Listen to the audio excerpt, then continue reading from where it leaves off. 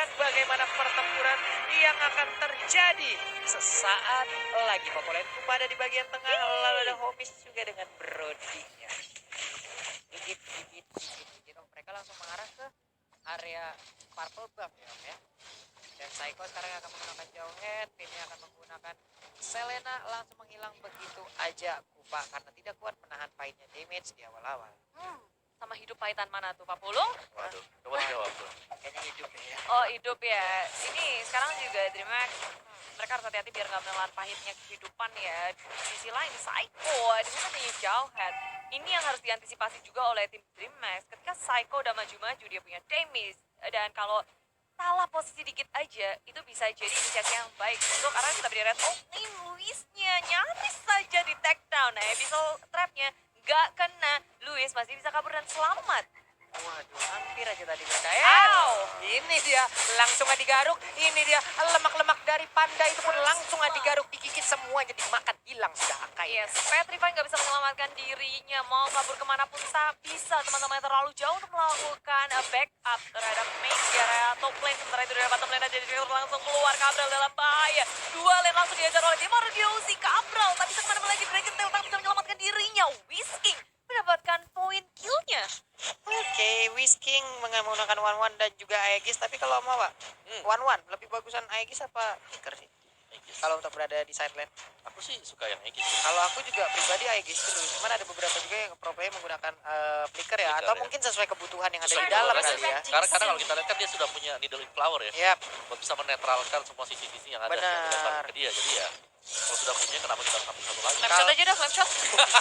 kalau aku Execute kali. biasanya pakai Flicker kalau ada lawannya Esmeralda. Wah, males aku punya Aegis.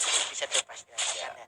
Oke, kita Tergantung balik situasi lagi. sih semuanya. Benar. Tapi sekarang situasi dalam DreamHack itu terhimpit karena Arkyhusi dengan adanya pergerakan dua supportnya atau tanknya ada Finn yang psycho. Mereka terus-terusan ngebuka map. Tiba-tiba mereka udah ada top lane. Nah, bisa Leor dikeluarkan dan semuanya sudah bertemu dengan psycho. Terbuka sudah Pinker menjadi korban utama dari Arkyhusi melanjut ke area belakang. Teman-teman dari tim DreamHack mereka gak berani untuk mengadakan counter attack.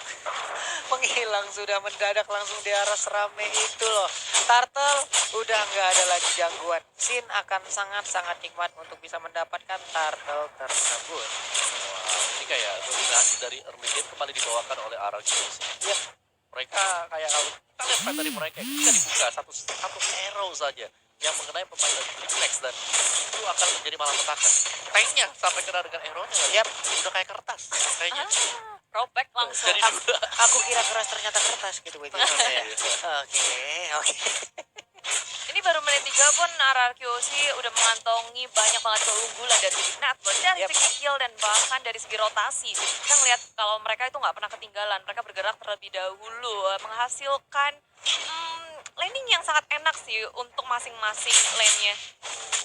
Ini deh satu hit terakhir. Masih bisa selamat tapi ternyata tidak ada efek yang tercipta. Ini dia. Mereka akan mendapatkan lagi ada satu ataupun beberapa gol yang bisa mereka kumpulkan lewat shield yang akan dihancurkan. Tapi Finn udah on position melemparkan Abyssal Arrow-nya ke bagian depan tapi masih bisa digocek oleh Popolen Kupa yang digunakan oleh Nyx. Iya, dia bahkan udah siap-siap pakai trapnya, naruh banyak loh si Popol Kubanya. Biar tahu-tahu kalau di dive masih bisa ngelakuin balasan. Cuma Arkyhusi mereka menghitung dengan sangat tepat. Ketika inisiasi yang mereka lakukan gak berhasil, mereka memilih untuk mundur, nge-set up ulang lagi, cari timing yang lebih tepat, dan bahkan berganti lane. Sekarang mereka mau press area bawahnya. Dan apa yang bisa dilakukan seorang diri langsung berubah menjadi naga, tidak mau kabur kemana karena Whisking udah mengeluarkan couple of tanknya, mendapatkan kabel satu, dipukul mundur dan ini kosong udah bawahnya. Yap, ini dia udah nikmat banget.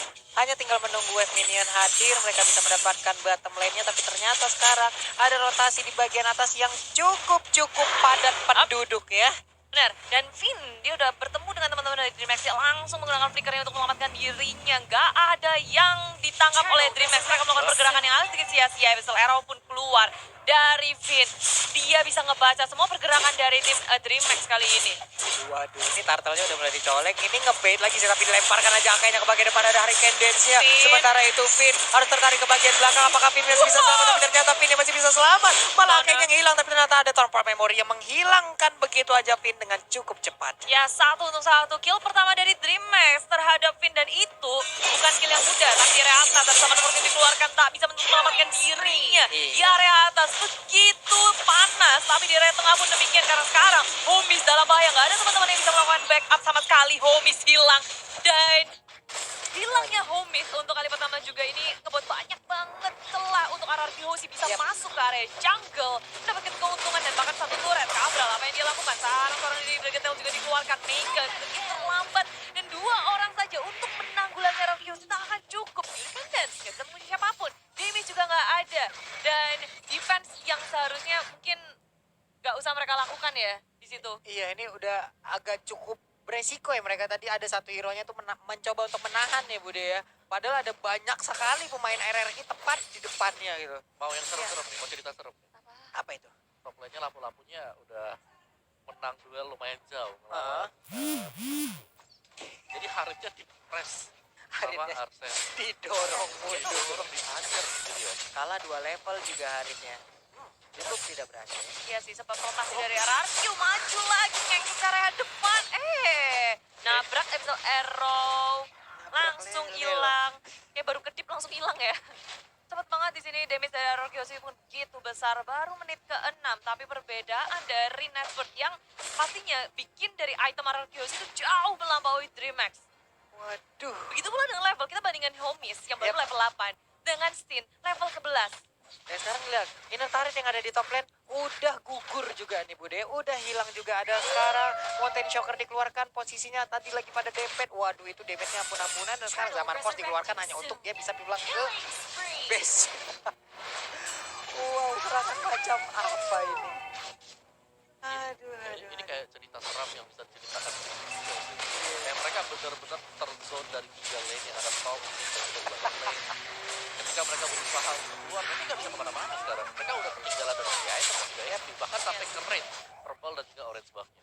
Aduh, mereka alih-alih mau fokus ke arah Isansin, tapi ternyata di sisi lain Wisting udah level 10, attack speed-nya udah ada. Ini bakal nikmat sekali kalau dia crossbow tank-nya udah aktif. Digerus habis-habisan sekarang, tapi dari tengah coba untuk melakukan sesuatu. Meinya udah ketangkap duluan. Orang QC berhasil ngepanik satu, bahkan 2 di belakang mau kabur kemana, nggak bisa dari Dream Max. Sudah kehilangan 2 membernya. RRQ Hoshi semakin berdiri masuk ke area depan dengan adanya Nicola Hero connect di pull up dengan cepat. RRQ Hoshi mereka nggak ragu ketika ada kesempatan mereka ambil, dan sekarang sudah terbuka base milik tim Dream Max baru menit ke-8, tapi RRQ Hoshi sudah menjejakkan kakinya di base milik Dream Max. Wow, apakah ini akan menjadi game tercepat yang akan ada di M2? Web Minion pun udah mulai menabrakkan diri ke arah ini tertarik. Ada satu Abyssal Row tapi nggak mengenai ke arah siapapun. Mereka masih ngantri menunggu di luar, tepat berada di halaman rumah dari Dream Max.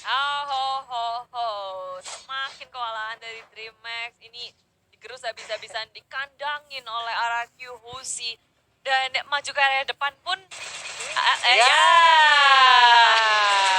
masih bisa muter-muter. Kenapa ekspresi kita kayak begitu semua?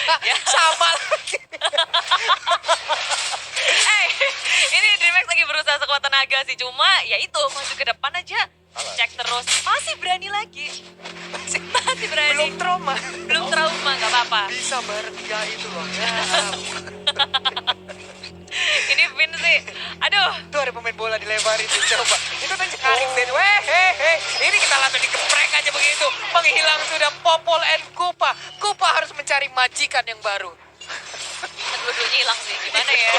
Dua-duanya hilang. Siapa yang harus mencari siapa? Tapi Episode lagi-lagi connect dan dikolaborasi dengan kawan Petaran Hoshi mendapatkan 1 kill tambahannya.